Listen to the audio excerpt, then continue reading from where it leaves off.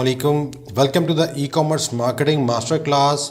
और हम यहाँ पर डिस्कस कर रहे थे फेसबुक के टूल्स जो हम ओवरव्यू कर रहे हैं, जो हमारे बिज़नेस मैनेजर या बिज़नेस सूट के अंदर अवेलेबल हैं। इसमें ऊपर तकरीबन तमाम हमने कवर कर लिया। अकाउंट क्वालिटी, जो मैनेज बिजनेस से रिलेटेड जितने भी टूल्स हैं, account quality, billing, brand safety, business settings, business suit, event managers, media library, store location, ये सब के सब हमने डिस्कस कर लिए हैं। इसी तरीके से एडवर्टाइज में जब हम आते हैं तो ad account settings, ad limits per page, ads manager, audiences, automated rules. और नेक्स्ट हमारे पास एडवर्टाइज के अंदर एक बहुत इंपॉर्टेंट टूल है जो क्रिएटिव हब के नाम से है।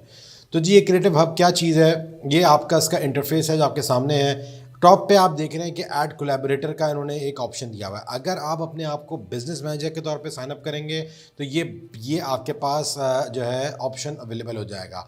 बिजनेस मैनेजर के लिए साइन अप करने का मैंने आपको तरीकाकार बता दिया था कि जी, आप अगर बिजनेस फेसबुक बिजनेस लिखें तो business.facebook.com करके ये इनका बिजनेस मैनेजर का ऑप्शन है। यहाँ पर जाके आप इजीली जो है वो साइन अप कर सकते हैं। और अगर यहाँ पर लेकिन आपको फेसबुक बिज़नेस के लिए साइन अप करने के लिए थोड़ा सा आपका अकाउंट ज़रा एक्टिव होना चाहिए, फिर आपके पास कुछ मज़ीद ऑप्शंस आ जाएंगे। ठीक है, न्यू यूज़र्स के पास शायद business.facebook.com पे साइन अप करने का ऑप्शन अवेलेबल ना हो।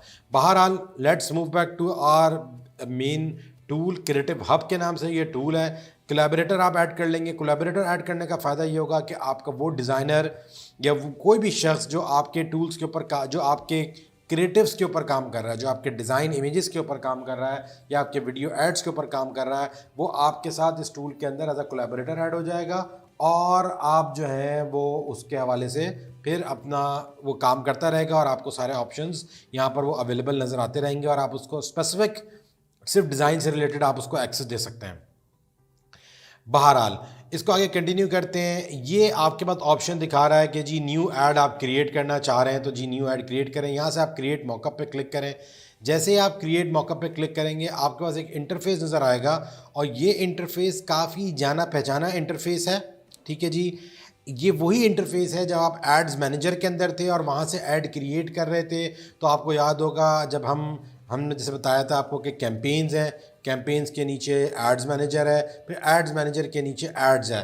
तो एड्स के अंदर भी मोर और लेस इसी किस्म का आपको जो है इंटरफेस नज़र आता है, लेकिन ये विद मोर ऑप्शंस अवेलेबल है। एड्स का जो इंटरफेस है इसके अंदर आपको ज़्यादा ऑप्शन नज़र आएंगे। जो ऑप्शन आपको वहाँ पर नज़र नहीं आ रहे थे, यहाँ पर आपको वो ऑप्शन नज़र आएंगे।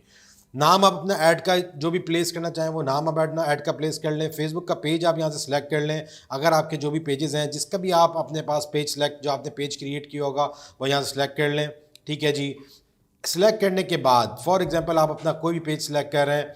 सिलेक्ट करने के बाद आप यहाँ पर अपना जो मीडिया आप ऐड करना चाहते हैं वो मीडिया आप ऐड कर सकते हैं। अगर आप इमेज और वीडियो या कैरोसेल ऐड फॉर्मेट में इंटरेस्टेड हैं, जो भी आप फॉर्मेट में इंटरेस्टेड हैं वो आप कर लें। सही है, फॉर एग्जांपल हम यहाँ से ये सिलेक्ट कर लेते हैं या ये इस इमेज को सिलेक्ट कर लेते हैं और हम यहाँ पर डन करते हैं। ठीक है जी, तो ये हमें दिखाएगा कि जी आपका ऐड का जो इमेज है वो इमेज मुख्तलिफ फेसबुक की प्लेसमेंट, जो 16 प्लेसमेंट्स हैं, ये वो एरियाज़ हैं जहाँ पर फेसबुक दिखाएगा आपका ऐड। तो वहाँ पर आपका जो क्रिएटिव आपने ऐड किया वो कैसे नज़र आएगा। अब देखें, फेसबुक फीड पे भी ये इमेज कंपैटिबल नहीं है, मार्केट प्लेस पर भी कंपैटिबल नहीं है, ये तो फीड्स की बात हो रही है। वीडियो में भी कंपैटिबल नहीं है, राइट कॉलम पे भी कंपैटिबल नहीं है, और जितनी बाकी नीचे आप देख सकते हैं जहाँ जहाँ ये कंपैटिबल नहीं है आपको नज़र आ रहा है। यहाँ लेफ़्ट से आप उनकी कैटेगरीज भी सिलेक्ट कर सकते हैं, stories, reels, apps and site, right column, search, instant articles. मुद्दा ये है कि आप यहाँ पर इजीली बैठ के अपने क्रिएटिव्स को सिलेक्ट करके फिर आप एडिट करके उसको स्पेसिफिकली अपलोड कर सकते हैं। प्राइमरी टेक्स्ट आप डाल दें यहाँ पर, वही वाला जो हमने वहाँ पर डिस्कस किया था। हेडलाइंस हो गई, डिस्क्रिप्शन हो गई, वेबसाइट आपने सेलेक्ट करनी है तो वो आपने डाल दी, फेसबुक इवेंट या फ़ोन कॉल पे लेके जाना है वो सिलेक्ट कर लिया, डिस्प्ले लिंक, सारा का सारा आपका जो क्रिएटिव है और जिस तरह आपका ऐड एंड यूज़र को नज़र आएगा वो सब का सब यहाँ विजिबल है। सवाल ये पैदा होता है कि फिर ये एक टूल आपको क्यों दिया गया है सेपरेटली, जब यही सारे ऑप्शंस आपको एड्स मैनेजर के अंदर भी अवेलेबल थे। आपको याद होगा वहाँ पर एक स्पेसिफिक ऊपर टॉप पे एडिट प्लेसमेंट्स का ऑप्शन था, जब आप क्लिक करते थे तो यही वाला इंटरफेस आपके सामने नज़र आ जाया करता था। इसको देने का जो ऑब्जेक्टिव है वो ये है कि अगर आप चाहते हैं कि आपका डिज़ाइनर काम करे आपके साथ मिलके, तो आपको ज़रूरत नहीं है कि आप पूरे अपने बिजनेस सूट का या पूरे एड मैनेजर का उसको एक्सेस दें। आप स्पेसिफिकली एक तो ये कि ये स्पेसिफिक सिर्फ इसका एक्सेस दे सकते हैं और एज अ कोलैबोरेटर उसको ऐड कर सकते हैं, तो वो आपका ऐड यहाँ से क्रिएट कर लेगा। वो जब ऐड क्रिएट हो जाएगा तो जब आप ऐड मैनेजर में जाएंगे तो आप उसको यूटिलाइज़ कर सकते हैं। ठीक है जी। आप जैसे कि देख सकते हैं यहाँ पर भी ऑप्शन दिया हुआ है शो इन ऐड मैनेजर, तो आपके एड्स मैनेजर में ये ऐड आपका विजिबल हो जाएगा। दूसरा, आपको कोलैबोरेशन के तौर के लिए ये टूल यूज़ हो सकता है। दूसरा, आपके पास ऑप्शन ये है कि जब आप यहाँ पर अपना ऐड क्रिएट कर ले आपका डिज़ाइनर, तो वो यहाँ से शेयरिंग पे जाए, लिंक शेयरिंग को ऑन करे, सही है, और यहाँ से कॉपी करे। ठीक है जी। 30 डेज़ के लिए उसने फॉर एग्जांपल इस लिंक को कर लिया, कॉपी करे, और अगर यहाँ से allow importing to ads manager भी क्लिक कर देगा आपका डिज़ाइनर, तो आपके साथ सिर्फ वो ये लिंक शेयर करेगा और आप इस ऐड को अपने पास चला सकते हैं। तो ऑप्शन क्या हुआ, आप अपने डिज़ाइनर को बोल सकते हैं कि भाई अपने फेसबुक पे जाइए, अपने अंदर टूल्स में जाके, एड्स मैनेजर में जाके, अंदर टूल्स में जाके ये टूल सिलेक्ट करें। क्या टूल का नाम है? टूल का नाम है क्रिएटिव हब। वहाँ टूल सिलेक्ट करने के बाद सारे इमेजेस को उनके प्लेसमेंट्स के हिसाब से सेटल डाउन करें। सेटल डाउन करने के बाद टॉप राइट कॉर्नर पे शेयर में जाएं। शेयर में जाने के बाद अपने पास ये इस लिंक को आपके साथ क्या कर लें, शेयर कर लें, और यहाँ से चेक कर दें allow importing to ads manager. जब आप ये लिंक अपने पास खोलेंगे और अगर आपको लगता है कि एवरीथिंग इज़ गुड, सारी चीज़ें आपकी रिक्वायरमेंट के मुताबिक हैं, तो आप क्या कर सकते हैं, इस ऐड को अपने पास ऐड मैनेजर में इंपोर्ट करा लेंगे और इस तरह आप वो ऐड यूज़ कर सकते हैं। तो अब फ़ायदा क्या हुआ कि डिज़ाइनर फोकस करके आपको पूरा add creative each and everything ready करके फेसबुक के हिसाब से आपको दे देगा। आप उससे इमेज लेते हैं, फिर अपलोड करते हैं, फिर आपको याद आता है अच्छा नहीं यार, इंस्टाग्राम फीड में तो ये वाला साइज़ है, इनबॉक्स में तो फलाना साइज़ मिसिंग है, अच्छा यार मार्केट प्लेस का साइज़ देखो यार, इसमें तो साइज़ सही नहीं दिखा रहा। फिर आप जाके बोलते हैं यार एक काम करो, मेरा जो है ना ऐड इसके ऊपर सही से नज़र नहीं आ रहा, तो मुझे यार इस साइज़ के ऊपर ये ऐड दो। तो इस तरह आपका टाइम ज़्यादा लगेगा, रादर देन ये कि अगर आपका डिज़ाइनर है आप उसको बोल सकते हैं कि यार you just design me some ads, और हर डिज़ाइन को तुम जो है वो फेसबुक के टूल में जाके, क्रिएटिव हब में जाके सेटल डाउन कर लो और मुझसे सिर्फ लिंक शेयर कर लो। मुझे अगर लगेगा कि तुम्हारा डिज़ाइन ओके है, एवरीथिंग इज़ गुड, तो मैं उसको अपने पास इंपोर्ट करा लूँगा ऐड मैनेजर में, और इस तरह आप यूज़ कर सकते हैं। तो ये बड़ा हैंडी टूल है।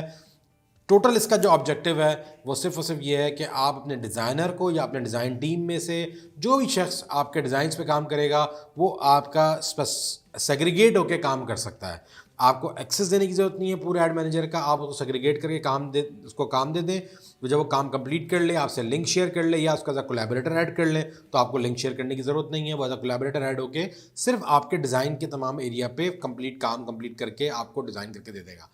इससे आपका टाइम बचेगा। ये कोलैबोरेशन का टूल है डिज़ाइन का। बाकी ये जो नाम से इसके लगता है कि अक्सर लोग कंफ्यूज होते हैं, समझते हैं शायद कोई फोटोशॉप जैसा टूल है। ये क्रिएटिव हब है। हब मीन्स कि आपके सारे डिज़ाइंस यहाँ पर मैनेज हो सकते हैं।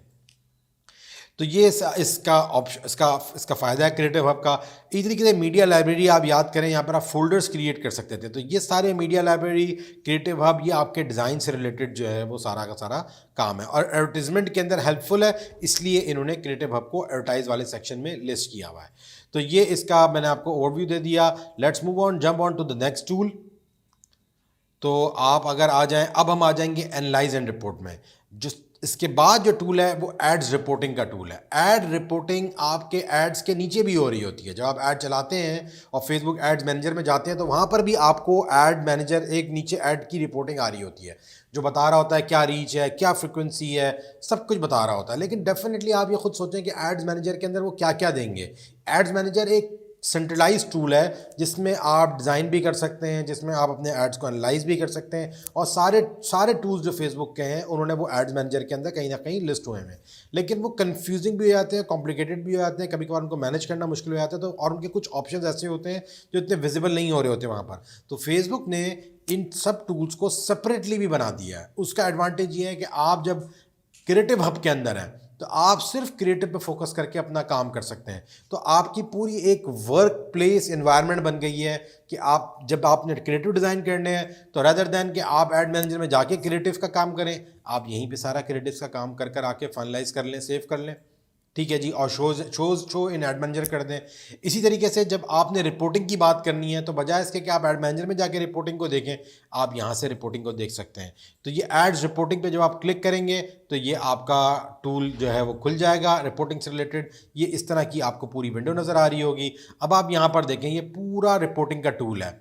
आप इसमें क्या कर सकते हैं, अपनी कस्टम रिपोर्टिंग कर सकते हैं। कस्टम रिपोर्टिंग से क्या मुराद होती है, जब आपका ऐड चल रहा होता है तो आपको डिफ़ॉल्ट रिपोर्टिंग नज़र आ रही होती है। कस्टम रिपोर्टिंग का एडवांटेज ये होता है कि आप अपनी ख़ास स्पेसिफिक जो चीज़ें, जिन मैट्रिक्स को आप मेजर करना चाह रहे हैं, सिर्फ उनको आप सिलेक्ट कर लें और रिपोर्ट को सेव कर लें। जब आप वहाँ से रिपोर्ट को सिलेक्ट करेंगे, जब आपके एड्स चलेंगे, बाद में आप रिपोर्ट को सिलेक्ट करेंगे तो आपके वो सारी चीज़ें, जो एट्रीब्यूट्स आपने यहाँ से सिलेक्ट किए हैं, जो आपने तमाम जो आपकी इंपॉर्टेंट मोस्ट एरियाज़ हैं आपने उनको सिलेक्ट किए हैं, तो उस पर वो आपको रिपोर्ट करना शुरू कर देगा। सिंपल सा टूल है। सिलेक्ट कर सकते हैं आप, यहाँ पर आप देख सकते हैं सेव कर सकते हैं, सेव का ऑप्शन है, ये रिपोर्ट आपकी सेव हो जाएगी इसी फॉर्मेट में। राइट पे आपके सामने पॉपुलर ब्रेकडाउन है। मैं जिन चीज़ों को पर्सनली रिकमेंड करता हूँ, बेताशा ऑप्शंस हैं। ड्रिल डाउन करने के लिए, रिपोर्टिंग में जाने के लिए कि आपके ऐड ने कैसे परफॉर्म किया, ये टूल है। रिपोर्ट ज़रूरत तब पड़ती है जब आप ऐड चला रहे होते हैं, आपको 5-10 दिन गुजर चुके होते हैं, फिर आप जाके चेक करना चाहते हैं यार मेरा एड्स की परफॉर्मेंस क्या है, या कम से कम उसको 1 दिन गुजर जाता है, 2 दिन, 3 दिन गुजर जाते हैं। आप एक सर्टेन टाइम पीरियड तक एड्स को चलाने के बाद फिर आप रिपोर्ट देखना चाहते हैं कि यार अब मेरा ऐड किस तरह चल रहा है। और फेसबुक के ऊपर एड्स की रिपोर्टिंग तब कंक्रीट होती है जब ऐड को कुछ टाइम गुजरता है। जब आप कन्वर्जन लीड्स की बात करें तो कम से कम भी 40, 50, 70, 80 लीड्स जब आपके पास आ जाती हैं, फिर आपको पता लगता है कि आपका एड सेट परफॉर्म कैसा कर रहा है, आपके एड्स परफॉर्म कर रहे हैं। उससे पहले तो आपको पता ही नहीं लगता। और अगर आप उससे पहले अपने एड्स की रिपोर्टिंग में घुस के कुछ एनालाइज करने की कोशिश करेंगे तो नतीजा ये निकलेगा कि आप गलत एनालिसिस करके उठेंगे।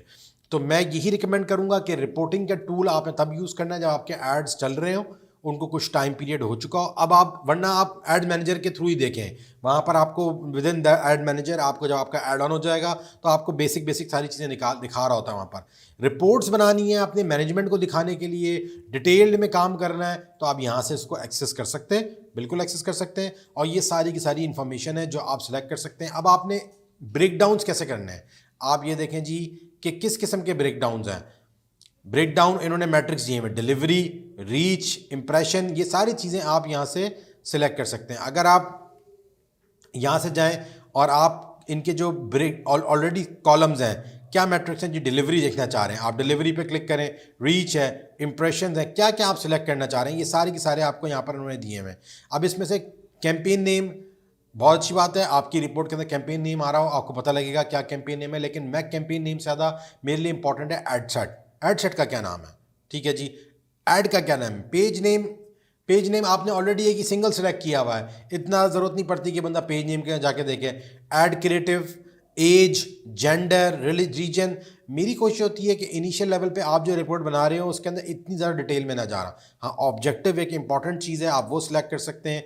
एड सेट का नेम आपने ऊपर भी सिलेक्ट किया हुआ है, दोबारा नीचे सेलेक्ट करने की ज़रूरत है, उसको हटा दें यहाँ से, ऐड नेम को भी हटा दें, सही है। ऐड क्रिएटिव आप चाहें डालना डाल दें। टाइम इतना, डिलीवरी इतनी इंपॉर्टेंट नहीं है आपके लिए, और बहुत सारी चीज़ें इंपॉर्टेंट हैं। तो ये मुख्तलिफ ऑप्शंस आप अपनी रिक्वायरमेंट के मुताबिक यहाँ पर सेलेक्ट करके रिपोर्ट्स को सेव कर सकते हैं और फिर इन रिपोर्ट्स को क्या कर सकते हैं, शेयर कर सकते हैं। सेव एज पे क्लिक करेंगे, रिपोर्ट का नाम बना लें जी, मैं रिपोर्ट देना चाह रहा हूँ, ठीक है जी, आपको सब पता लग जाएगा। ऑब्जेक्टिव, ऐड क्रिएटिव, डिलीवरी, आपकी रिपोर्ट। और जब आपका ऐड चल रहा होगा तो ये नीचे आपके पास सारी उस ऐड से रिलेटेड सारी इन्फॉर्मेशन, अभी चूंकि एड्स नहीं चल रहे हैं तो आपको उस हिसाब से रिपोर्ट नज़र नहीं आ रही है। तो आप यहाँ से ब्रेकडाउन्स और मैट्रिक्स से मैट्रिक अमाउंट कितनी, अब ब्रेकडाउन से ज़्यादा जो इंपॉर्टेंट चीज़ है वाकई मैट्रिक्स हैं। कितना पैसा खर्च हुआ, ये आपके लिए बहुत इंपॉर्टेंट है। इंप्रेशन कितने जनरेट हुए, एक तो है रीच, कितने लोगों को दिखा, एक ये है कि उन लोगों को कितनी कितनी बार दिखा। 30, अगर आपको रीच 30,000 की दो शो कर रहा है तो आपके लिए ये समझना बहुत ज़रूरी है कि यार 30,000 तो ठीक है, लेकिन इंप्रेशन कितना है, उससे आपको रिजल्ट पता लगेगा कि आपका ऐड कितनी बार दिख रहा है। तो इंप्रेशन, फिर रिजल्ट्स बहुत इंपॉर्टेंट मैट्रिक है कि ठीक है जी, लेकिन रिजल्ट्स खाली इंपॉर्टेंट नहीं है, कॉस्ट पर रिजल्ट ज़्यादा इंपॉर्टेंट है। डिलीवरी सही है, डिलीवरी इतनी इंपॉर्टेंट नहीं है। फ्रीक्वेंसी, इंप्रेशंस आ जाएं तो भी आपका काम हो जाता है, फ्रीक्वेंसी आ जाए तो भी आपका काम हो जाता है। कॉस्ट पर क्लिक, सीपीसी जानना चाहते हैं तो आप ज़रूर क्लिक करें। इस तरह आप यहाँ से अपने राइट से मुख्तलिफ़ किस्म की चीज़ें आप सेलेक्ट कर सकते हैं। इन्होंने उसको डिवाइड भी किया हुआ है। पॉपुलर मैट्रिक्स सारे यहाँ पर दिए हुए हैं। इसी तरीके से परफॉर्मेंस बेस्ड के अंदर परफॉर्मेंस के मैट्रिक्स सारे दिए हुए हैं। अगर आपको परफॉर्मेंस देखनी है अपनी ऐड की, क्योंकि ये तकरीबन 200 प्लस मैट्रिक्स हैं, आप ऐड चलाने के बाद 200 मैट्रिक्स पे अपने ऐड को देख सकते हैं कि आपका आपका ऐड परफॉर्म कैसा कर रहा है। लेकिन इतना आपके पास टाइम नहीं होता कि आप 200 मैट्रिक्स को बैठ के देखना शुरू कर दें। आपने इनमें से काम काम के मैट्रिक्स हैं, सिर्फ उनको आइडेंटिफाई करना है। तो मैं जिन मैट्रिक्स को ज़्यादा गौर से देख रहा होता हूँ, मेरे लिए मैं आपको वो आइडेंटिफाई कर देता हूँ जो ज़्यादा इंपॉर्टेंट मेरी नज़र में होते हैं, जिनको मैं देख रहा होता हूँ। पॉपुलर मैट्रिक्स को में आप आ जाएँ तो इनमें तो सारे ही जो पॉपुलर मैट्रिक्स हैं उन्होंने वो आइडेंटिफाई किए हैं। इनको आप 2 मिनट के लिए भूल जाएँ। हम आ जाते हैं अंदर मैट्रिक्स के डिटेल्स के अंदर, वहाँ से हम सिलेक्ट करना शुरू करते हैं जी जो मैं समझता हूँ सबसे ज़्यादा इंपॉर्टेंट है। परफॉर्मेंस में आ जाएं। रिजल्ट्स आपके लिए बहुत इंपॉर्टेंट होते हैं, लेकिन मैं इसको उतना नहीं देखता गौर से। रिजल्ट रेट को भी छोड़ दें। रीच बहुत इंपॉर्टेंट है, फ्रीक्वेंसी बहुत इंपॉर्टेंट है, इंप्रेशन को सिलेक्ट कर लें। डिलीवरी को छोड़ दें। अमाउंट स्पेंड बहुत इंपॉर्टेंट है। क्लिक्स मेरे लिए इतने ज़्यादा इंपॉर्टेंट नहीं होते। सीपीसी मेरे लिए इंपॉर्टेंट होता है कि जी पैसे कितने खर्च हो रहे हैं। क्लिक थ्रू रेट मेरे लिए इंपॉर्टेंट होता है, इससे मुझे पता लगता है कि मेरा ऐड बाकी में कितना ज़्यादा जो है वो इम्पैक्ट कर रहा है। एट्रीब्यूशन सेटिंग्स मेरे लिए इंपॉर्टेंट नहीं है। क्वालिटी रैंकिंग मेरे लिए इतनी इंपॉर्टेंट नहीं है। सही है। अब इनके बारे में क्वालिटी रैंकिंग आप ज़रूर कर लें, ये एक अच्छा मैट्रिक है, इससे ऐड का आपको पता लगेगा। तो आप जब इस पर माउस ओवर करेंगे आपको लेफ्ट पे जो है वो उसकी डिटेल पता लग जाएंगी। 200 प्लस मैट्रिक है। मैं एक एक मैट्रिक को अगर उठा के एक्सप्लेन करना शुरू करूंगा तो ये बहुत टाइम लग जाएगा। तो we can't go through each and every metric. आप इनको पढ़ें ज़रूर कि कौन सा मैट्रिक में आपको क्या चीज़ बता रहा है। Engagement rate ranking, conversion rate ranking, cost per result. हाँ, cost per result is very important. जब मुझे रिजल्ट पता लग रहे हैं तो मुझे पता लगे कि मेरा रिजल्ट की ऊपर कॉस्ट क्या अचीव हो रही है। कॉस्ट पर 1000 पीपल रीच, 1000 लोगों को ऐड दिखाने का क्या पैसे लग रहे हैं, ये बहुत इंपॉर्टेंट मैट्रिक है। इसी तरह सीपीएम होता ही कॉस्ट पर 1000 इंप्रेशन है। 1000 लोग इंप्रेशन जनरेट करने के लिए फेसबुक मुझे क्या चार्ज कर रहा है, मैं ज़रूर इस बात को जानना चाहता हूँ। एड डिलीवरी, एड से डिलीवरी, कैंपेन डिलीवरी, इसको छोड़ दें। इंगेजमेंट में आ जाएं। Page engagement, page like. अब अगर आपकी कैंपेन कन्वर्जन कैंपेन है तो जो मैंने मैट्रिक्स आपको सिलेक्ट की ये आपके लिए ज़्यादा इंपॉर्टेंट है, क्योंकि आपका सारा फोकस किस पे है, परफॉर्मेंस पे फोकस है। लेकिन अगर आपकी कैंपेन ऐसी है जो इंगेजमेंट को जज करना चाह रही है, अगर आपकी कैंपेन पैसे कमाने के लिए, जो हमारा ई कॉमर्स मार्केटिंग का जो एक मॉडल है कि हम एक ऐसी कैंपेन बनाते हैं जिससे हम बहुत थोड़ा खर्चा करके ऑर्डर्स लेकर आते हैं बहुत सारे, तो हमारे लिए ये चीज़ें इतनी इंपॉर्टेंट नहीं होती कि पेज पे क्या एंगेजमेंट है, लोगों ने लाइक किया है नहीं किया, कमेंट्स हुए कि नहीं हुए, एंगेजमेंट हुई है कि नहीं हुई, रिएक्शंस कितने हुए, शेयर्स कितने हुए, ये हमारे लिए इतनी इंपॉर्टेंट नहीं होती। लेकिन बहरहाल बहुत सारे लोगों को आप सर्विसेज प्रोवाइड कर रहे होंगे तो वहाँ पर आपके लिए ये सारी चीज़ें भी बहुत ज़्यादा इंपॉर्टेंट होंगी इंगेजमेंट की। जो बड़े बिजनेस होते हैं जिनकी ऑलरेडी सेल्स हो रही होती हैं, वो कहते हैं यार ये बताओ लाइक्स कितनी हुई कैंपेन चलाने के बाद, यार ये बताओ इंगेजमेंट कितनी की। तो ये सारे आप यहाँ से भी सिलेक्ट कर सकते हैं। मेरे लिए अमूमी तौर पे इतनी इंपॉर्टेंट नहीं होती। हाँ, मेरे लिए cost per new messaging connection important है। हर वो चीज़ इंपॉर्टेंट है जो मेरी सेल की तरफ मुझे पुश कर रही है। सेल की तरफ तो ये सारे मैट्रिक्स पुश करते हैं, लेकिन जो सेल की तरफ ज़्यादा पुश कर रही हैं, मैसेज मेरे लिए बहुत इंपॉर्टेंट है क्योंकि उससे मेरा एजेंट इंटरेक्ट करेगा। तो अच्छा जी, वीडियो प्ले मेरे लिए बहुत इंपॉर्टेंट हो सकता है, मैं इसको यहाँ सेलेक्ट कर सकता हूँ। मेरी वीडियोस मेरे लिए बहुत इंपॉर्टेंट है क्योंकि मुझे पता है कि जी कितने मेरे वीडियो प्ले 100% पे हुए, मुझे ये जानने की बिल्कुल ज़रूरत है। मैं देखना चाहता हूँ कि अच्छा जी मेरी वाली वीडियो परफॉर्म कैसे कर रही है, तो मैं वीडियो प्ले एट 100% ज़रूर करूँ। फिर एवरेज वीडियो प्ले टाइम, भाई कितने लोगों ने एवरेज देखा है मेरा वीडियो को, वो मैं ज़रूर जानना चाहता हूँ। कितने वीडियो प्लेज हुए टोटल भी, वो मैं जानना चाहता हूँ। तो आपकी रिक्वायरमेंट के ऊपर है, आपकी सोच के ऊपर है। अच्छा जी, ये बहुत इंपॉर्टेंट एस्टिमेटेड ऐड रिकॉल, इससे पता लगता है कि जी आपका ऐड कितना पॉपुलर है। ठीक है जी। कन्वर्जन्स के फिर स्पेसिफिकली अपने इन्होंने कुछ मैट्रिक्स दिए हैं, वो भी आप सिलेक्ट कर सकते हैं। इसमें जो ज़्यादा इंपॉर्टेंट होता है जब हम कन्वर्जन्स पे चल रहे होते हैं, सही है, तो हम क्या, हमारे लिए क्या इंपॉर्टेंट होता है, ये ई कॉमर्स के सारे हैं, क्योंकि हम जुगाड़ू तरीका करते हैं, लैंडिंग पेज पे लेकर आ रहे होते हैं। तो हमारे लिए जो इंपॉर्टेंट होता है वो कस्टम कन्वर्जन्स या कन्वर्जन से रिलेटेड हम देखेंगे कि जी हमारे लिए क्या है। तो इसमें अगर हम देखते हैं आगे जाके हो सकता है हमारे पास वो भी आ जाए, कन्वर्जन कस्टम इवेंट्स कितने फायर हुए हैं, ये एक इंपॉर्टेंट मैट्रिक है। इसी तरीके से आप आगे आएँ कॉस्ट पर, ये सब इन सबको भी आप इग्नोर कर सकते हैं। यूनिक लैंडिंग पेज व्यूज़, ये आपके लिए इंपॉर्टेंट है। लैंडिंग पेज व्यूज़, ये आपके लिए इंपॉर्टेंट है। कॉस्ट, और नीचे आए जी, बेतहाशा आप देख रहे हैं कि इन्होंने मैट्रिक्स दिए हुए हैं। इन मैट्रिक्स को एक एक करके अगर मैं पढ़ना शुरू कर दूं तो आप परेशान हो जाएंगे। यूनिक रजिस्ट्रेशन कंप्लीटेड, ये इसको भी छोड़ दें। यूनिक सर्चेज, इसको भी छोड़ दें। आगे लेकर जाएं, आगे लेकर जाएं। Conversion, mobile submit application, website checkout initiated, cost पर वेबसाइट लीड्स। वेबसाइट लीड्स मेरे लिए इंपॉर्टेंट है बहुत ज़्यादा। ऑन फेसबुक लीड, अगर मेरी लीड जनरेशन है तो मेरे लिए ये वेबसाइट लीड कन्वर्जन वैल्यू, अगर मैंने कोई वैल्यू डाली है तो मेरे लिए ये भी इंपॉर्टेंट होगा। ठीक है जी। तो आप समझ रहे हैं कि इन्होंने ये कितने बेतहाशा ऑप्शंस हैं। तो कस्टम कन्वर्जन्स, अगर मैंने अब ये देखें कि कस्टम कन्वर्जन्स का इन्होंने ऑप्शन दिया हुआ, लेकिन अभी यहाँ पर हमें वो कस्टम कन्वर्जन में शो नहीं कर रहा। जब हम कस्टम कन्वर्जन सेटअप कर लेंगे हमें, तो यहाँ पर वो कस्टम कन्वर्जन्स की वैल्यूज़ भी शो कर रहा होगा, तो वो हमारे लिए बहुत इंपॉर्टेंट होगा। इसी तरीके सेटिंग्स में आ जाएँ तो सेटिंग में स्केजुअल, क्या स्केजुअल था भाई, बाइंग टाइप क्या थी, बहुत इंपॉर्टेंट है, ऑब्जेक्टिव क्या था, बहुत इंपॉर्टेंट है। तो आप जितनी मर्जी चाहे यहाँ से सिलेक्शन करें या उनको डी सेलेक्ट करें, वो आपके राइट साइड पे ये सब का सब शो रहा होगा। फिर एट दी एंड जब आपकी पूरी रिपोर्ट बन जाएगी, आप उसको एक्सपोर्ट कर सकते हैं मुख्तलिफ फॉर्मेट के अंदर, चाहे तो PNG फॉर्मेट में एक्सपोर्ट करें।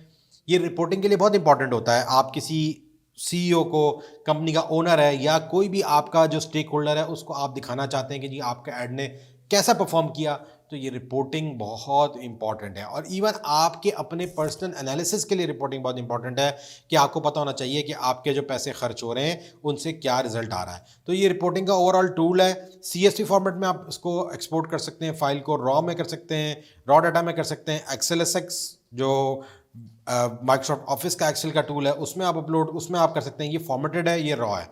इमेज में आप इमेज की सूरत में भी आप इसको पूरा वो कर सकते हैं, और यहाँ से आप ऑप्शन सेलेक्ट करेंगे। रिपोर्ट आपकी जब रन होगी, सही है, तो आपको पता लग जाएगा कि जी क्या आपके रिजल्ट्स हैं। जाहिर सी बात है उसके लिए कैंपेन का चलना ज़रूरी है। कैंपेन चलेगी फिर आपको पता लगेगा कि जी क्या सिलसिला है। तो डाउनलोड भी हो सकती है और शेयरिंग का ऑप्शन भी अवेलेबल है। आप एज इट इज़ पूरा लिंक लेके दूसरों के साथ शेयरिंग कर सकते हैं। तो ये आपका रिपोर्टिंग का टूल है जिसको हमने अभी कवर किया। आगे आ जाए जी एट्रीब्यूशन। एट्रीब्यूशन से मुराद ये होती है कि जी अगर आपका बहुत बड़ा बिजनेस है, फेसबुक से भी आ रहा है जी, गूगल से भी आ रहा है, फिजिकल स्टोर पे भी लोग आ रहे हैं, तो एट्रीब्यूशन क्या आप टूल यूज़ करते हैं, आप मालूम करना चाह रहे होते हैं कि मेरी कैंपेन का एट द एंड रिजल्ट किस जगह पे क्या निकल रहा है। हमें इसके ऊपर अभी ज़रूरत नहीं है। साइन अप करेंगे तो हम मेजरमेंट के टूल को भी यूटिलाइज़ कर सकते हैं। इसको आप for the time being ignore कर दें इस टूल को। ठीक है जी। आगे आ जाएं। एट्रीब्यूशन के बाद ऑडियंस इनसाइट। आप याद करें एड मैनेजर में जाके आपने ऑडियंस क्रिएट की थी। वो जो आपने ऑडियंस क्रिएट की थी, ठीक है जी, वो ऑडियंस वहाँ पर आपको बन तो गई थी। अब उस ऑडियंस के बारे में आप चाह रहे हैं कि जी नॉलेज लाना चाह रहे हैं कि जी क्या उस ऑडियंस की हकीकत है। तो आपके पास फेसबुक ने उससे रिलेटेड टूल दिया हुआ है, ऑडियंस टूल। ठीक है जी। उसमें आपको ऑडियंस की कंप्लीट इनसाइट पता लगेगी। इसको हम क्लिक करके यहाँ से देख लेते हैं क्या हमें डिटेल्स दे रहा है ऑडियंस से रिलेटेड। लेकिन अगर आपने ऑडियंस क्रिएट की होगी, सेव्ड है या कस्टम ऑडियंस है, उसकी वो फिर यहाँ पर आपको सारी इन्फॉर्मेशन दे देगा। आपको देखें ये दिखा रहा है कि ऑडियंस की क्या आपकी सूरत हाल है। तो ऑडियंस से रिलेटेड आपके कंपैरिजन और वो सारी चीज़ें यहाँ पर अवेलेबल हैं। स्टेटस कितनी है, वही सब चीज़ें जो वहाँ पर भी थी यहाँ पर भी आपको नज़र आ रही हैं। तो आप यहाँ से बैठ के भी उसको मैनेज कर सकते हैं सेपरेटली, सही है, सेव कर सकते हैं। ऑडियंस से रिलेटेड आप पूरी अपनी तमाम जो है इंफॉर्मेशन एक जगह पे कर सकते हैं। तो ये आपका ऑडियंस का टूल है जिसके बारे में हमने पहले भी डिस्कस किया था। बहरहाल इसको भी थोड़ा मिनट ले आप ऑडियंस इनसाइट्स का टूल जो है ना, वैसे ऑडियंस से मुख्तलिफ होता है। ये मैं थोड़ा सा यहाँ पर हमारे पास कंफ्यूज हो गया है क्योंकि काफ़ी सारी चीज़ें खुली हुई हैं। Let me close it. अच्छा जी, ऑडियंस इनसाइट्स, ऑडियंस इनसाइट्स ये है ऑडियंस की इनसाइट। ठीक है जी। आपको बताएगा कि जो आपने ऑडियंस सिलेक्ट की थी उस ऑडियंस का साइज़ क्या है, कौन कौन सी सिटीज़ के अंदर हैं, जो कुछ भी रिलेटेड है। आप यहाँ टॉप से पेज सेलेक्ट कर लें, आपको वो उस ऑडियंस से मुताल्लिक इन्फॉर्मेशन देगा कि आपकी ऑडियंस की इनसाइट क्या है। और करंट ऑडियंस, अच्छा मैं थोड़ा सा इसको जो है ना आपके साथ ये थोड़ा सा हमारे लिए कंफ्यूजिंग है क्योंकि एक हमारे पास ऑडियंस इनसाइट का टूल है और एक हमारे पास ऑडियंस का टूल है। ऑडियंस का टूल तो हम पहले जिक्र कर चुके हैं, ये ऊपर टॉप पे आया था। ये जो ऑडियंस इनसाइट है ना, ये आपको सिर्फ आपके पेज से रिलेटेड इन्फॉर्मेशन देती है, जो बज़ाहिर ऐसा लग रहा है। ठीक है जी। ये आप टॉप से पेज सेलेक्ट करेंगे, आपको बता देगी कि आपकी ऑडियंस के बारे में क्या जानकारी है फेसबुक के पास, क्या उसके बाद इन्फॉर्मेशन है, आपके टॉप पेजेस कौन से हैं, कौन कौन सी सिटीज़ से इन्फॉर्मेशन आ रही है। तो ये आपकी ऑडियंस की इनसाइट नहीं दे रही। ऑडियंस की इनसाइट तो आपको ऑडियंस जो आपने कस्टम ऑडियंस सेलेक्ट की है वो आपको ऑडियंस इनसाइट टूल में ही मिलेगी, ऑडियंस के टूल में मिलेगी, सॉरी। और ऑडियंस इनसाइट्स जो हैं, जब आप यहाँ से आके सिलेक्ट करेंगे तो आपको ये पेज से रिलेटेड सारी इन्फॉर्मेशन देगी। आपका पेज या आपका इंस्टाग्राम, उस पर इसकी क्या इन्फॉर्मेशन है, उसके बारे में ये क्या नॉलेज रखता है। ये देख रहे हैं कितने लाइक्स हैं, क्या एज एंड जेंडर है, क्या सिटी है, टॉप कंट्रीज कौन सी है जहाँ से विजिट हो रही है, या कंटेंट किस किस्म का आपका पॉपुलर कंटेंट है उस पेज के ऊपर, उसके रिजल्ट्स क्या हैं, उसका पूरा ओवरव्यू आपको ये देता है टूल। ठीक है, तो उसको कंफ्यूज ना करेगा। मैं भी कुछ कभी कभार कंफ्यूज हो जाता हूँ क्योंकि नाम जो है वो काफ़ी मिलते जुलते हैं। तो बहरहाल इसमें और उसमें डिफरेंस ये है कि ऑडियंस टूल के ज़रिए से तो आप बाकायदा पूरी अपनी ऑडियंस क्रिएट करते थे। ये हमने डेल के अंदर देखा था कि जी custom audience, lookalike audience, special ad audience, saved audience, ये सारी हम चीज़ें प्रीवियस उसमें डिस्कस कर चुके हैं। ये ऑडियंस टूल के अंदर है। और ऑडियंस इनसाइट टूल जो है वो आपको आपके पेज से रिलेटेड इन्फॉर्मेशन देगा कि आपकी पेज के बारे में फेसबुक क्या जानता है, किन किन कौन कौन से लोग उस पर विजिट कर रहे हैं। पेज की सारी इन्फॉर्मेशन आपको ऑडियंस इनसाइट्स टूल के अंदर मिलेगी। इसी तरीके से नेक्स्ट पे आ जाते हैं हम, brand collaboration manager. Brand collab manager वही कि जी आप पूरा एज उसको एक इन्होंने एक टूल बनाया हुआ है जहाँ से आप सारा कुछ मैनेज कर सकते हैं, परमिशंस ये वो, और पार्टनर्स को अपने इन्वॉल्व करके आप अपने कर सकते हैं। चाहे तो इसको यूज़ कर लें, ये वही है। मतलब थोड़ा सा कन्फ्यूजिंग हो जाता है। ब्रांड के ऊपर कोलैबोरेट करने के लिए आप मुख्तलिफ लोगों को यूटिलाइज़ करेंगे, क्रिएटर्स को। तो इसको as a join as a creator करके आप इसको एक्सप्लोर कर लें। ये टूल सही है जी, इतना इंपॉर्टेंट टूल नहीं है, लेकिन बहरहाल अगर आप एक्सप्लोर करना चाहें तो आप देख सकते हैं। अच्छा जी, ये टूल मज़े का है, क्रिएटिव रिपोर्टिंग। क्रिएटिव रिपोर्टिंग का जो टूल है ये बहुत इंपॉर्टेंट टूल है। आप जब अपना ऐड क्रिएट करेंगे, चाहे आप वो एड्स मैनेजर के थ्रू करें ऐड अपना क्रिएट, चाहे आप वो ऐड अपना क्रिएटिव हब के थ्रू करें, अगर आप ये जानना चाह रहे हैं कि आपका ऐड परफॉर्म कैसे कर रहा है, ऐड परफॉर्म करने से मुराद ऐड की परफॉर्मेंस नहीं है, ऐड क्रिएटिव की परफॉर्मेंस को आप जज करना चाह रहे हैं, तो कुछ मैट्रिक्स ऐसे हैं जिसके थ्रू आप अपने क्रिएटिव की जो है वो देख सकते हैं कि क्रिएटिव आपका कितना परफॉर्म कर रहा है। वो सारे इस जगह पे मौजूद हैं। हाईएस्ट CTR, कितने लोगों ने क्लिक किया, लिंक क्लिक थ्रू रेट किया था। अगर आपके क्रिएटिव पे लोग ज़्यादा क्लिक कर रहे हैं, दिस मीन्स कि आपका क्रिएटिव ज़्यादा इम्पैक्ट क्रिएट कर रहा है। इसी तरीके से आपके क्रिएटिव से रिजल्ट्स क्या आ रहे हैं, आपके क्रिएटिव से रीच क्या आ रही है, आपके क्रिएटिव से इंप्रेशन क्या आ रहे हैं, कॉस्ट पर रिजल्ट क्या आ रहा है, अमाउंट स्पेंड, ये इन्होंने ये सारे के सारे जो आपको मैट्रिक्स हैं, ये सारे के सारे मैट्रिक्स CTR के, कॉस्ट पर रिजल्ट्स के, इंप्रेशन के, ROAS के, रीच के और रिजल्ट्स के, ये सारे अवेलेबल हैं आपके जो यहाँ पर हमने टूल डिस्कस किया था, एड्स रिपोर्टिंग का टूल, इसमें सब कुछ अवेलेबल है। तो रीज़न क्या है, सेपरेट आउट क्यों किया है इन्होंने? इसमें से जो मैंने आपको बताया था कि 200+ मैट्रिक्स हैं, उनमें से जो मैट्रिक्स आपके क्रिएटिव से ज़्यादा लिंक्ड हैं उनको एक जगह करके उन्होंने क्रिएटिव रिपोर्टिंग का टूल बना दिया, ताकि अगर आपको कल कल को आपका डिज़ाइनर आपसे फीडबैक मांगता है कि ठीक है जी मैंने 5 डिज़ाइन बनाए थे सर, इसमें से मेरा डिज़ाइन सर कौन सा डिज़ाइन ज़्यादा अच्छा था। देखें आपका ऐड परफॉर्म कैसे कर रहा है, अच्छा कर रहा है या बुरा कर रहा है, ये आपका मसला है, आपके एडवर्टाइज़र का मसला है, आपके डिज़ाइनर का मसला नहीं है। आपका डिज़ाइनर तो आपसे फीडबैक मांगेगा डिज़ाइन के ऊपर कि सर मेरा डिज़ाइन कैसा चल रहा है, मुझे ये बता दें, बिज़नेस क्या आ रहा है, ये मेरा मसला नहीं है। मुझे ये बताएं कि जो मैंने आपको वीडियो बना के दी थी, क्या उस वीडियो पे अच्छे रिजल्ट्स आए या नहीं आए, क्या वो इम्पैक्टफुल है कि नहीं है। तो उसके लिए जो जो मैट्रिक्स क्रिएटिव से रिलेटेड हैं वो सारे एक जगह पे उन्होंने कर दिए हैं जमा। चाहे तो आप इसको ऊपर वाले टूल से कर लें जो हमने डिस्कस किया है, आप इसको रिपोर्टिंग वाले टूल से कर लें, लेकिन इसके लिए उन्होंने सेपरेटली वो सारी चीज़ें एक जगह पे की हुई है। तो क्विक आपको ऑप्शन अवेलेबल है, आप क्रिएटिव रिपोर्टिंग पे जाएं और वो आपको आपके क्रिएटिव की बेसिक जो इंपॉर्टेंट मोस्ट चीज़ें बता देगा। ठीक है जी, डिलीवरी क्या है, रिजल्ट्स क्या अचीव किए, कितने लोगों को रीच किया है, क्या इंप्रेशन है, कॉस्ट पर रिजल्ट क्या है, सारी आपको वो उसने ब्रेकअप्स आप अपने क्रिएटिव को सामने मद्देनजर रख के यहाँ पर कर देख सकते हैं। और ऐड क्रिएटिव पे फोकस है सारा का सारा। ठीक है जी, तो ये उन्होंने जो इंपॉर्टेंट मोस्ट हैं वो सारे यहाँ पर टॉप पे भी दिए हैं। तो ये इसका क्रिएटिव रिपोर्टिंग का टूल का मकसद जो है वो मुझे जो समझ में आ रहा था मैंने आपको बता दिया। बहुत सारी जगहों पे आपको ऐसा लगेगा फेसबुक के अंदर कि चीज़ें रिपीट हो रही हैं, मुझे भी इस चीज़ का एहसास है। बहुत लोग कंफ्यूज होते हैं बिजनेस मैनेजर के अंदर, वही सेम चीज़ें घुमा घुमा के लोगों की आसानी के लिए उन्होंने मुख्तलिफ एंगल से पेश की हुई हैं। तो थोड़ा सा कभी कभार कंफ्यूजिंग भी हो जाता है कि यार ये चीज़ों का क्या फ़ायदा जब ये एक जगह पे अवेलेबल है, अलग अलग डे डालने की क्या ज़रूरत थी। बहरहाल आसानी के लिए कभी कभार ये फ़ायदेमंद भी हो जाती हैं चीज़ें और कभी कभार आपको थोड़ा सा कंफ्यूज भी करेंगी। A/B टेस्टिंग एक्सपेरिमेंट्स, ये सारी एक्सपेरिमेंटेशन फेसबुक के कैंपेन लेवल पे भी अवेलेबल थी, ये आपकी A/B testing add manager level पे भी अवेलेबल है, यही A/B टेस्टिंग आपकी एड लेवल पे भी अवेलेबल है, लेकिन इसके लिए इन्होंने अलग से पूरा एक टूल बनाया हुआ है। आप चाहें तो इससे बैठ के भी उसको एक्सप्लोर कर सकते हैं, सेपरेट टूल में बैठ के पूरा काम अपना A/B टेस्टिंग का यहाँ से बैठ के मैनेज कर सकते हैं। नेक्स्ट आ जाए जी इनसाइट्स के ऊपर कि जी इनसाइट्स का टूल क्या कर रहा है, सही है, तो वो भी आपको बता देते हैं कि जी इनसाइट्स का टूल क्या कर रहा है। इनसाइट का टूल ये रहा, अच्छा जी एक सेकेंड रुकिएगा, इनसाइट्स,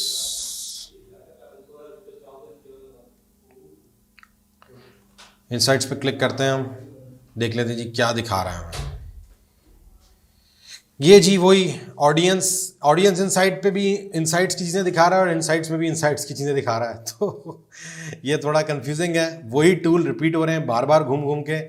बहरहाल आपको याद होगा ऑडियंस इनसाइट्स में ऑडियंस से रिलेटेड इनसाइट्स और सारी चीज़ें आ रही थी, आपके पेज से मुतालिक मैंने आपको बताया था। इनसाइट्स के अंदर ओवरऑल तमाम चीज़ों के आपको पेज से रिलेटेड इनसाइट्स दे रहा है, बस ये इतना ही फ़र्क है, कोई ख़ास फ़र्क नहीं है। इनसाइट्स में इंफॉर्मेशन है, परफॉर्मेंस आपकी एग्रीगेटेड एक जगह पे दिखा रहा है। रिपोर्टिंग के अंदर आपकी मर्जी की इंफॉर्मेशन होती है, इनसाइट्स में वो सीधा सीधा जो आपके पेज से रिलेटेड, आपके ब्रांड से रिलेटेड इंफॉर्मेशन है वो सारी दिखाएगा, चाहे वो ऑडियंस साइट हो चाहे वो नॉर्मल इनसाइट्स हो। तो ये इन्होंने इसको इस तरह से एक जगह पे किया हुआ है। ट्रैफिक एनालिसिस रिपोर्ट, इस पर क्लिक कर लेते हैं जी, ये क्या है। This report content metric that may be estimated और इन डेवलपमेंट, ये भी वही एनालिसिस है, रिपोर्टिंग आपके पास ऑलरेडी मौजूद है, जब आप बिजनेस पे इसको साइन अप कर लेंगे तो शायद कुछ और इस पर इन्फॉर्मेशन आ जाए। हैं ये वही सारी चीज़ें जो आप पीछे सब देख चुके हैं, और ये सब की सब जो है आपकी एनालिसिस जो है, ये ट्रैफिक एनालिसिस, ये एड रिपोर्टिंग के अंदर कवर हो रहे हैं। फिर आ जाए जी इंगेज कस्टमर में पेज पोस्ट। पेज पोस्ट पे क्या है जनाब, जितनी भी आपने पोस्ट पब्लिश की हुई होंगी वो सारी आपको यहाँ पर दिखा देगा। ज़ाहिर सी बात है आपने पब्लिश की हुई है, पेज के ऊपर जाएंगे तब भी आपको नज़र आएंगी, यहाँ पर आप देखना चाहें तो यहाँ पर भी आपको दिखा सकता है। तो आपकी जितनी पोस्ट होंगी जो यहाँ पब्लिश हो चुकी हैं, पेज के ऊपर जो पब्लिश हुई हैं, वो सारी की सारी यहाँ पर दिखाएगा। तो अगर आप कोई आप पोस्ट पब्लिश करना चाह रहे हैं, पेज से पब्लिश नहीं करना चाह रहे हैं, आप चाह रहे हैं एक सेंट्रल जगह से पब्लिश करें, तो यहाँ से आके पेज पोस्ट पे क्लिक करेंगे और फिर आप यहाँ से पोस्ट अपनी क्रिएट करके उसको पब्लिश कर सकते हैं। स्केड्यूल कर लेंगे, स्केड्यूल के ऑप्शन होंगे, देखें जी ये सारा का सारा वही सारा ऑप्शन जो पेज के अंदर पोस्ट करने का आ रहा होता है वो यहाँ पर आ रहा है। तो ये आपको एक सेंट्रलाइज जगह है जहाँ पर आप स्केड्यूल भी कर सकते हैं अपनी पोस्टें सारी की सारी। तो अगर आप चाह रहे हैं कि जी आप 10 दिन की पेज की पोस्टें सारी बना के डाल दें तो वो यहाँ पर, अच्छा एक यहाँ पर बड़ा एक इंपॉर्टेंट मैट्रिक मैं आपको बता दूँ, शायद उस बारे में डिस्कस नहीं हुआ, मैट्रिक कह लें या इंपॉर्टेंट बात है। पोस्ट और ऐड में क्या डिफरेंस है। पोस्ट आपके फेसबुक के, ये बड़ा बेसिक सा सवाल है लेकिन ये बहुत ज़्यादा लोगों को कन्फ्यूजन हो जाती है। पोस्ट आपकी फेसबुक के पेज के ऊपर डलती है, ठीक है जी, पब्लिकली अवेलेबल होती है। पेज आपका फेसबुक का पेज वो है काइंड ऑफ एक वेबसाइट है जो फेसबुक अपने अंदर दे रही होती है, वो आपका पेज होता है। अगर आपने फेसबुक पे पेज क्रिएट किया है तो वो एक वेबसाइट है, एक URL है www.facebook.com/ करके आपके पेज का नाम, जहाँ पर आपकी सारी इंफॉर्मेशन अवेलेबल है और वो पब्लिकली अवेलेबल है, ठीक है जी। उस पेज पे जब आप कोई चीज़ डालते हैं तो वो कहलाती है पेज पोस्ट। जब आप पेज पोस्ट डालेंगे तो आपके जो पेज को फॉलो करने वाले लोग हैं उनको ही पता लगेगा कि आपने पोस्ट डाल दिया, और भी कोई अगर बाहर से आके आपके पेज को फॉलो करता है और पोस्ट देखना चाह रहा है तो उसको भी उसकी पोस्ट के बारे में पता लगेगा, अच्छा जी ये पोस्ट डली हुई है। और उस पोस्ट को आप प्रमोट भी कर सकते हैं, लेकिन वो क्या नहीं होती, वो बाकी लोगों से हिडन नहीं होती, वो सबकी सबको नज़र आ रही होती है। इसके मुकाबले में जब आप एड्स मैनेजर के थ्रू जाके ऐड क्रिएट करते हैं, पोस्ट वहाँ पर भी बनाते हैं लेकिन उसको हम पोस्ट नहीं कहते, उसको हम ऐड कहते हैं, सही है। तो उसका एक और नाम होता है डार्क पोस्ट। डार्क पोस्ट से मुराद होती है, उर्दू में अगर तर्जुमा कर लें, अंधेरी, मतलब लोगों को नज़र नहीं आ रहा। आपने एक ऐड चलाया है तो वो ऐड चलता रहेगा, वो लोगों को तो नज़र आएगा जो उस ऐड की ऑडियंस होगी, लेकिन कोई आपके पेज पे आके देखना चाहे कि ऐड कहाँ चला हुआ है तो वो ऐड उसको नज़र नहीं आएगा। तो ये दोनों में डिफरेंस है, वो एडवर्टाइजमेंट है, पेज की पोस्ट नहीं है। आप पेज पे ऑर्गेनिक ट्रैफिक जनरेट करने के लिए मुख्तलिफ पोस्टें पेज पे करते हैं ताकि आपका फेसबुक के ऊपर पेज के ऊपर एक्टिविटी हो रही हो। अगर आपके पेज पे 1 लाख लोगों ने लाइक किया हुआ है और आप उस पर पोस्ट डाल रहे हैं तो आपके पैसे खर्च नहीं हो रहे। पोस्ट डालने के पैसे खर्च नहीं होते, आप फ्री में भी पोस्ट डाल सकते हैं। आपके जो लाइक करने वाले लोग हैं या फॉलोअर्स हैं उस पेज के, उसको वो पोस्ट नज़र आएगी, ठीक है। चाहे तो बाद में आप उसको प्रमोट कर लें पोस्ट को, तब आपके पैसे लग जाएंगे, लेकिन वो पोस्ट है, वो पब्लिकली अवेलेबल है, पब्लिक पेज पे जाके उसको विजिबिलिटी मौजूद है, लोग देख सकते हैं। आपके पेज पे फॉलोअर्स देखेंगे, लोग देखेंगे अच्छा आपके पेज पे अवेलेबल है। डार्क पोस्ट या एड जो होता है हमारा, वो पेज पे नज़र नहीं आ रहा होता, वो उन लोगों को नज़र आ रहा होता है जिन लोगों को हम दिखाते हैं। जब पैसे खर्च करते हैं हम यहाँ से, फेसबुक दिखाता है टेम्प्रेरी तौर पे, फिर वो गायब हो जाता है, फिर टेम्प्रेरी तौर पे दिखाता है, फिर वो गायब हो जाता है। इसीलिए उसको डार्क पोस्ट कहते हैं, क्योंकि वो टेम्प्रेरी अवेलेबल है जो आपका ऐड है, सही है, फिक्स अवेलेबल नहीं है, परमानेंट अवेलेबल नहीं है। जबकि नॉर्मल पोस्ट जो होती हैं वो आपकी फिक्स अवेलेबल होती हैं। हाँ, आप प्रमोशन करना चाह रहे हैं, अपनी अवेयरनेस कैंपेन चलाना चाह रहे हैं, तो आप अपनी पोस्ट को भी क्या कर सकते हैं, बूस्ट कर सकते हैं, प्रमोट कर सकते हैं और एक ऑडियंस को दिखा सकते हैं, और इवन ऑडियंस क्रिएशन भी कर सकते हैं। लेकिन जो एडवांस लेवल के जो ऑब्जेक्टिव्स हैं, जैसे कन्वर्जन कैंपेन्स हैं, या इस तरह की जो एडवांस लेवल की जो रिपोर्टिंग और एनालिसिस है, वो सारा सिलसिला वो एड्स के अंदर अवेलेबल है, वो डार्क पोस्ट में अवेलेबल है, वो आपकी पोस्ट के अंदर अवेलेबल नहीं है। अब कब हमने पोस्टें लगा के डालनी है, ये अभी हम रिमेंबर दैट, मैं बार बार आपको बता रहा होता हूँ कि ये जो डिस्कशन हो रही है मैट्रिक्स की, ये डिस्कशन फेसबुक की जनरल डिस्कशन है, जिसमें अगर आपका ई कॉमर्स का जो स्पेशलिस्ट है उसको मुख्तलिफ क्लाइंट्स को ये सर्विसेज देने के लिए ये काम आएगी। ये हमारा जो अपना एक स्पेसिफिक प्रोसीजर है ई कॉमर्स पर सेल करने के लिए, ये उसके हवाले से नहीं है। हम ना पोस्ट यूज़ करते हैं, ना हम उसके बारे में डिस्कस करते हैं। हमारा तो काम बड़ा सिंपल है, बहुत सिंपल है। प्रोडक्ट आइडेंटिफाई करो, लैंडिंग पेज बनाओ, वीडियो को डालो लैंडिंग पेज पे, वीडियो एड्स बनाओ, फेसबुक की कन्वर्जन कैंपेन सेटअप करो, ऐड चलाओ, दैट्स इट। ऑर्डर आना शुरू हो जाएंगे लीड्स के जरिए से वेबसाइट के ऊपर, लैंडिंग पेज के ऊपर, और आप जो है उसको फिर वहाँ से चला सकते हैं। तो ये हमारी तो बड़ा बेसिक साइंस है।